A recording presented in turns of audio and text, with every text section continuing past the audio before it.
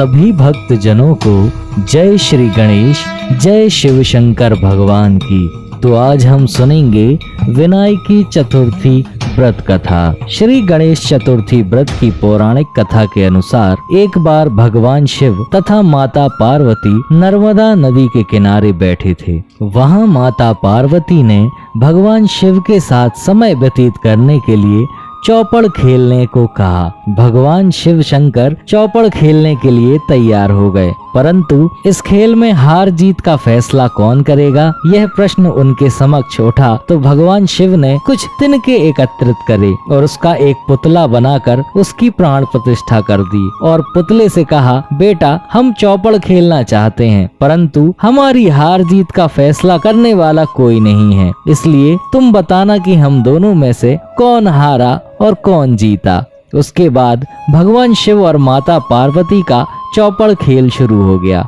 यह खेल 3 बार खेला गया और संयोग से तीनों बार माता पार्वती ही जीत गईं।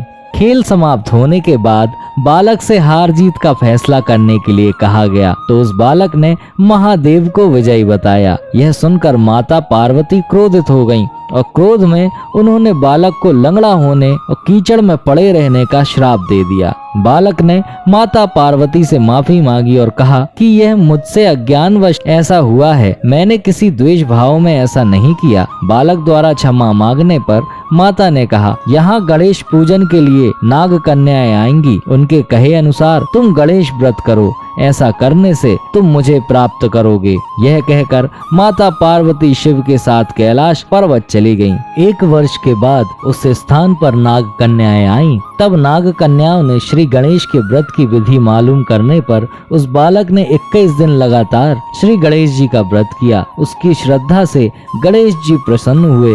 उन्होंने बालक को मनोवांछित फल मांगने के लिए कहा। उस पर बालक ने कहा कि हे विनायक, मुझ में इतनी शक्ति दीजिए कि मैं अपने पैरों से चलकर कैलाश पर्वत पर पहुंच सकूं और वह यह देख प्रसन्न हो। तब बालक को वरदान देकर श्री गणेश अंतर ध्यान हो गए। इसके बाद वह बालक कैलाश पर्वत पर पहुंच गया और कैलाश पर्वत पर पहुंचने की अपनी कथा उसने भगवान शिव को सुनाई। चौपड़ वाले दिन से माता पार्वती शिव जी से विमुख हो गई थी, अतः देवी के रुष्ट होने पर भगवान शिव ने भी बालक के बताए अनुसार 21 दिनों तक श्री गणेश जी का व्रत किया। इस व्रत के प्रभाव से माता पार्वती के मन से भगवान शिव के लिए जो नाराजगी थी वह समाप्त हो गई। तब यह व्रत विधि भगवान शंकर ने माता पार्वती को बताई। यह सुनकर माता पार्वती के मन में भी यह अपने पुत्र कार्तिकेय से मिलने की इच्छा जागृत हुई। तब माता पार्वती ने भी 21 दिन तक श्री गणेश जी का व्रत किया तथा दूर्वा,